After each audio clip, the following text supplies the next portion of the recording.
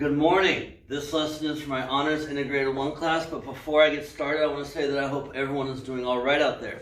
Now, this is lesson 15 point something, and it's after lesson 15 point something. I will write the correct title on the video, but what's more important than the title is what the goals are. And today we have two goals. Our first goal is to go over the homework problem a over b to the power negative m and how to turn that into b over a to the power m. And we have to use the rules to accomplish this. Our second goal is to go over another homework problem, and that's a graph, but I want to go a little further with the graph, and I want to relate the graphs of exponentials to the sign of the exponent. I want to talk about specific behavior of the graph based on what the sign of the exponent is and what the common ratio is. But let's go ahead and jump into our first goal. Again, these are my exponent rules. Please make sure you have these written down. And these are the tools that I use to argue. And again, let me reinforce how we argue. Remember, find what part of a rule you have. It could be the right side or the left side, and rewrite the other side. We will argue that the left side becomes the right side for this problem. I want to argue that this side right here turns into this, and I'm going to use these rules. So, in a sense, arguments become matching what you have to what you're allowed to do, and through enough steps, you will get your desired result. And I think this is a great way to introduce the concept of a logical argument. So let's go ahead and jump in and find out what this looks like in this. So no fractions, but I have different bases in the numerator and denominator. No. It actually looks like this. So by the right side of rule 6, and I'll write like this.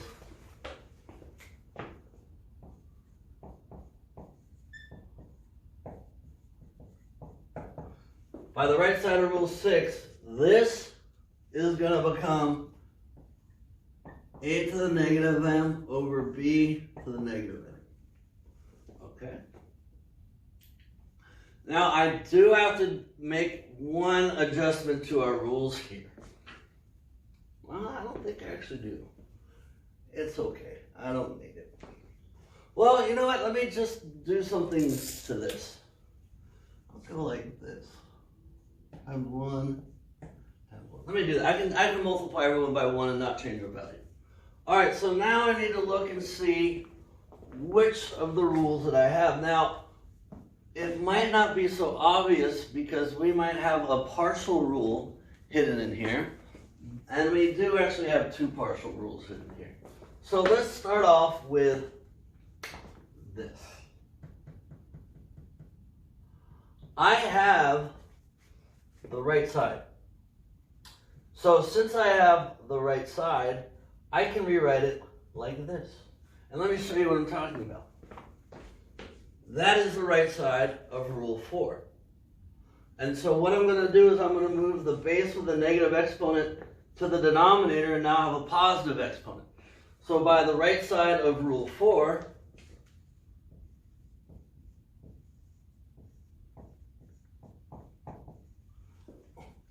my numerator can move down to the denominator, and I now have the following. 1 over, now it's positive, right? Maybe I don't need this one, it's okay though. A to the positive m times b to the negative m.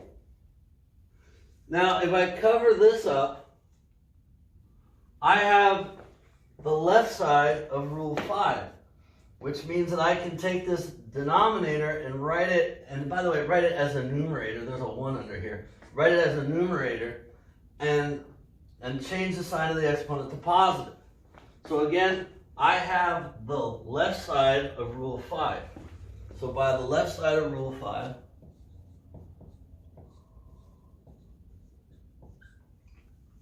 this is going to come up to the numerator, and we're going to get b, I'm sorry, this is an m, not an n.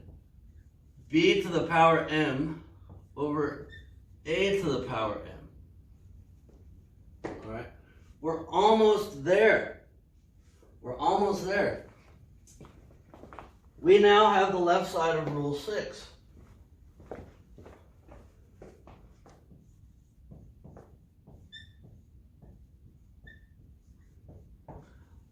Because these bases have the same exponent, I can put the exponent on the outside of the parentheses. And we are now left with b over a to the power m. And so we've turned the left side into the right side by using our rules. And this is going to take some practice. You know, if you're able to follow along and say, oh, I see why you did that. Okay, that makes sense. You're in a good spot. This is not easy. This is where mathematics starts to change. It goes from, hey, you guys solve equations, graph things, to now start making arguments, right? So you're going to start to see that mathematics is going to become a much more broad topic than just writing equations and graphing. It's going to be making arguments. Now, not only is it important to make an argument, but it's important to understand what you just argued. And what I want to point out, and this is very important, is that negative exponents flip numbers and become positive. So let's make sure that we write down what we argue, okay?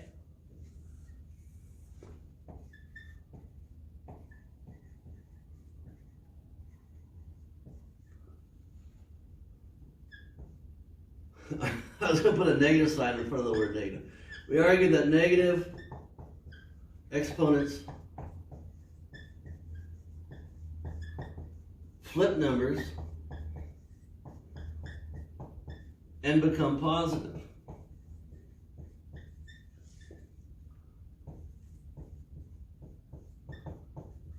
So a good exercise for you would be to see if you could argue that the right side turns into the left side. That would be a wonderful exercise for you to try to do. So I'm going to go ahead and erase everything, set up the second goal for this lesson, and I'll be back.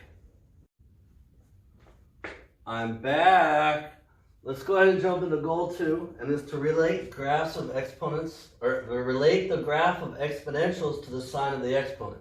And this problem that I have here is from our 15.1 homework, and it was the exponential function f of x equals 5 times parentheses 1/2 to the power x minus 3.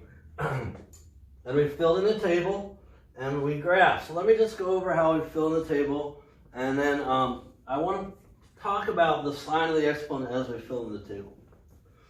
So when I plug 0 into this function, I am left with 5 times 1/2 to the negative 3 power. But we saw in our first goal that when I have a negative exponent, it flips the fraction over and I'm left with a positive. Okay, so this 1/2 flips to 2 over 1. I erase the 1, but now my exponent is 3. So here I have 5 times 2 times 2 times 2, because 2 to the 3rd power is 2 times itself 3 times, which gives me a value of 40. Here I have a negative exponent. Here I have a negative exponent.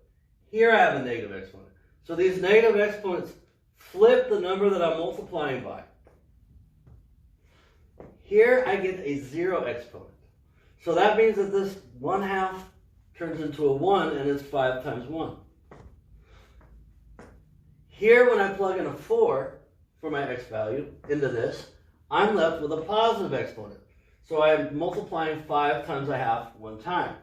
Here, when I plug in a 5, I'm left with a positive exponent, and so now I'm left with 5 times 1/2 twice. And here, when I plug in a 6, I'm left with a positive 3 exponent, and so I multiply 5 times 1/2 3 times. I want to point something out. When I initially plug in, I get negative exponents, I get a 0 exponent, and I get positive exponents. So I have 3 behaviors. And I want my value that I plug in that gets me to the 0 exponent, I want that to be in the middle of my table. And I want that to be in the middle of my table because this is where the behavior changes. On one side of the number, I'll have negative exponents, and on the other side of the number, I'll have positive. Will it always be this way? No. But for now, it might be. Right? So we recognize that we get 3 different types of exponents based on the value of x that we plug in. Remember, big spoon numbers, which are numbers larger than 1, get larger results, and small spoon numbers get smaller results when you multiply them. So here I multiplied by large spoon numbers, and so I had larger results than my 5. Here I multiplied by small spoon numbers, and I get smaller results than my 5. 5 over 2, that's 2.5. Right? And every time I multiply by 1 more 1/2, I'm taking this number and I'm cutting in half. So half of 2.5, that's 1.25. Half of 1.25, that's 0.625.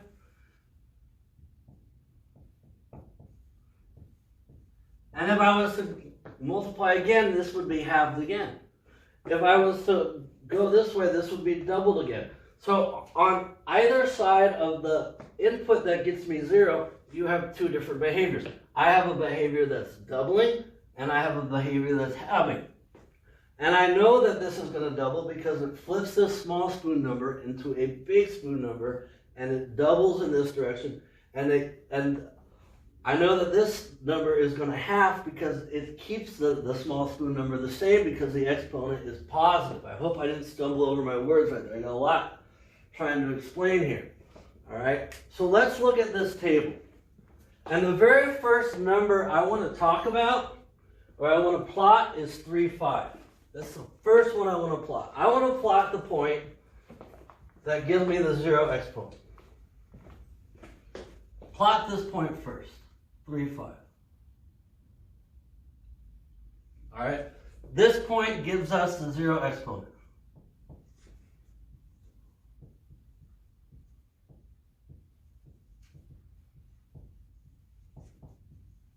I hope that I'm still on the board. Let me come check.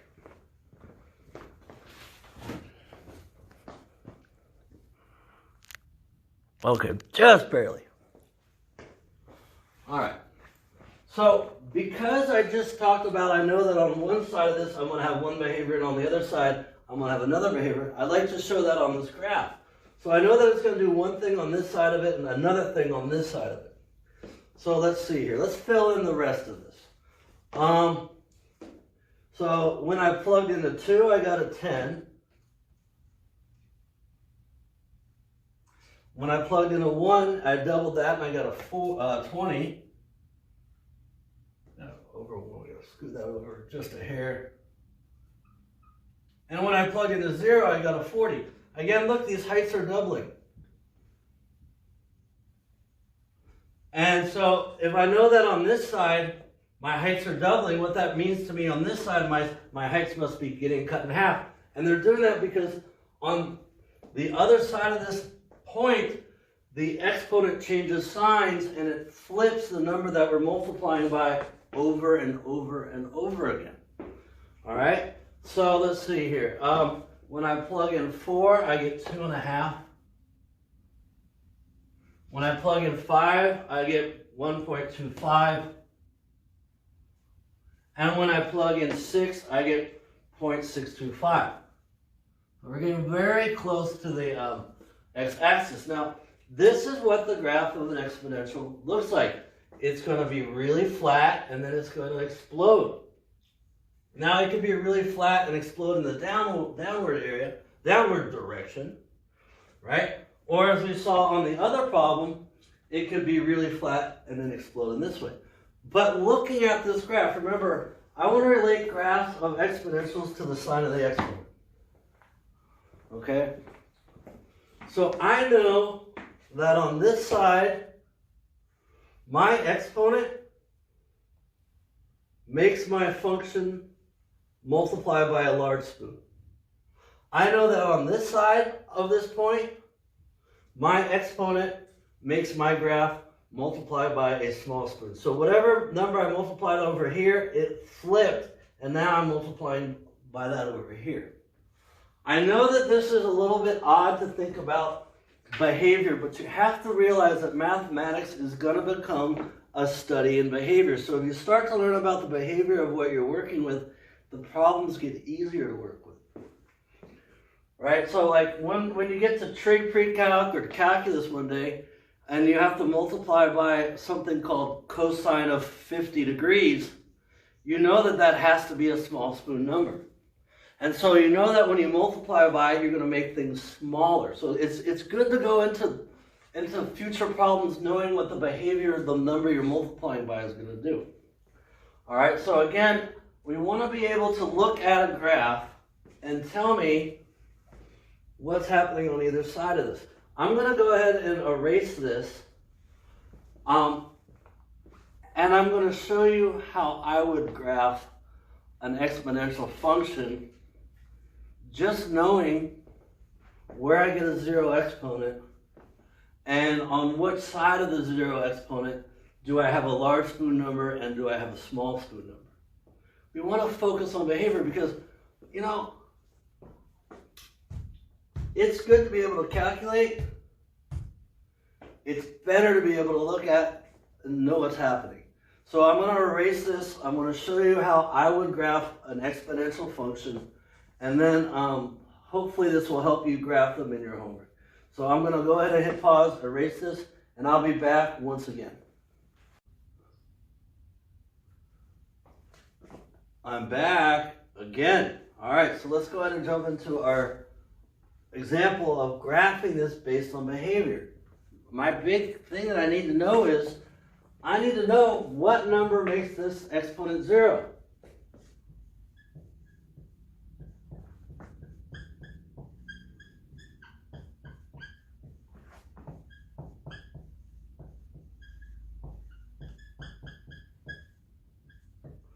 And it's going to be -4. When x equals -4, my exponent becomes 0, this becomes 1, and my output is 2. So I know that at -4, 2, this is the borderline of the behavior. On one side, I'm going to have a positive exponent, so I'll have a tripling. And on the other side, I'll get negative exponents, so I'll be cutting the size of the number by a third, dividing by 3, or multiplying by a third, right? But this number, this is the boundary of the behavior. B-O-U-N-D-A-R-Y. I think I spelled that wrong. It's a good thing I have a smart board to let me know. But that right here is the boundary of the behavior of the sign of the exponent. Please write that down. The boundary of the size of the exponent.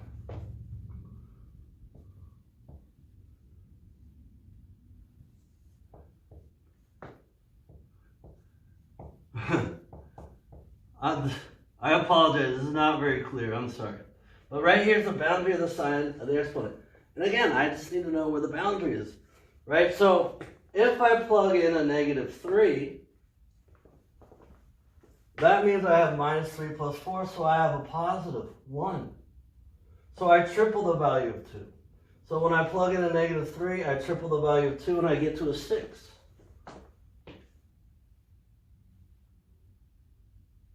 And I know that since I'm tripling for every number I plug in, when I plug in a -2, I triple 6 and I get to an 18. And when I plug in a 1, I triple the value of 18 and I get to a 54. I'm already off the graph. And so if I'm on this side and I'm tripling, that means when I'm on this side, I'm multiplying by a third. I'm making things smaller. So if I plug in a -5, I get a -1 exponent, which flips 3 over 1 to 1 over 3. And I get a third. 2 times a third is a third. So at -5, I'm getting smaller. And then I go from a third to a sixth, because I take a third of that. And then I go from 2/9, right? But the numbers keep getting smaller and smaller on this side of the boundary. So I have the classic exponential curve, where on one side I explode without boundary, and on the other side I flatten out. I hope that this helps you guys to graph. I don't want to just plug in and be robotic with it. I want us to look for a specific value. where do I get a 0 exponent? And then once you know what's happening on one side of that exponent, or one side of that value, you know what's happening on the other. So I hope that this helps to understand how to graph exponential functions. That's your homework. Find where the exponent is 0, figure out what's happening on one side, and then you know on the other side, you're making the opposite. So on one side the numbers are getting bigger, the other side the numbers are getting smaller. Now, how small can these numbers get? What type of number can they never become? I'm not going to answer that question. I'm not going to answer it for a reason. You'll see later. But that's really all you have to do to graph for me in my class. All right, so I'm going to go ahead and end this lesson here. Again, I hope everybody is doing all right out there. Have a good day, everybody. Bye-bye.